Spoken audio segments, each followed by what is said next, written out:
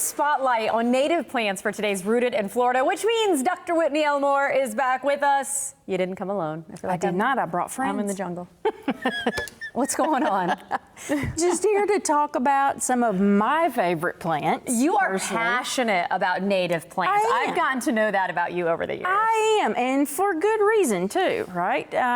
Native plants, you know, especially in our urban environments these days where we have a lot of habitat loss, they provide refuge. They provide homes for so many of our different animals in our area. So think about the birds, think about our bees, right?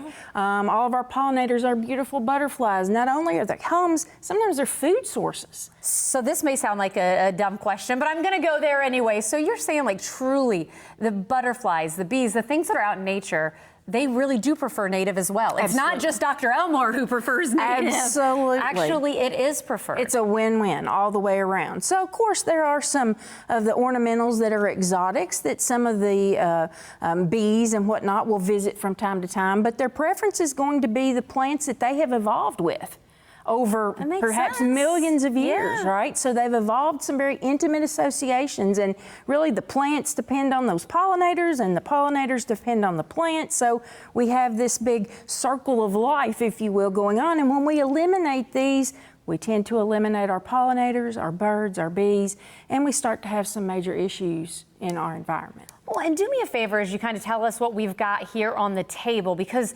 I'm kind of curious in being able to grow things, you know, not my strong point. If people do want to increase the native plants they have around their yard, native plants easier?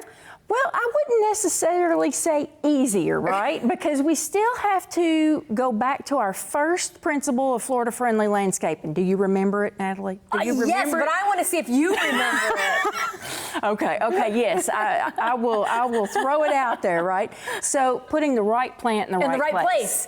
I got it. There you go. You when you started down that way, I kind of knew where you knew it. So it doesn't matter whether it's a native or whether it's an exotic. If we're not putting a plant where it wants to be in terms of having enough space to grow as tall and as wide as it wants to be, or having enough light or enough shade based on their preferences, they're not going to be happy and they're going to struggle. It doesn't matter if it's native or not in that regard.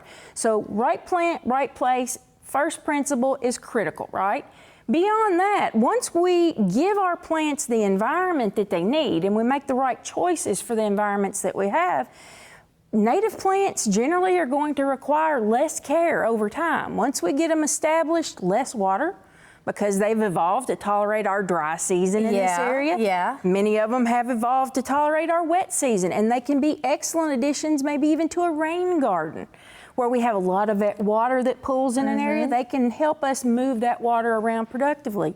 So less water in many cases. When we're talking irrigation, that's going to help us conserve water resources, less pesticides and less fertilizers. Okay, a few seconds left. Give me a tour. What do you have here? So we've got the County here. Counties are one of my absolute favorites. I mean, these are just gorgeous. They will get quite a bit bigger. County. Yes, so the Native Americans were very well versed in how to utilize these in a lot of different ways. For us, they're just aesthetically beautiful parts of old Florida. Over here's one of my other favorites. So it's a little bit on the small side right now, one of my younger guys, but this is a cardboard palm. Those cardboard palms they're just tough as nails, but they provide this deep green, almost leathery feel. They get cardboard as in the name, right? And real quick. And so we've got then our palmettos, we've got our sable palms, we've got so many different types of palms and palm-looking plants that Which really people, they want to embrace that. Absolutely. You want that old Florida feel. Yeah. Hey, you know what? We want to share your website so people know where to go. If they have questions, they can always reach out to you as well, especially when it comes to native plants and all things in that category. Again, there's the website. Good to see you. You too.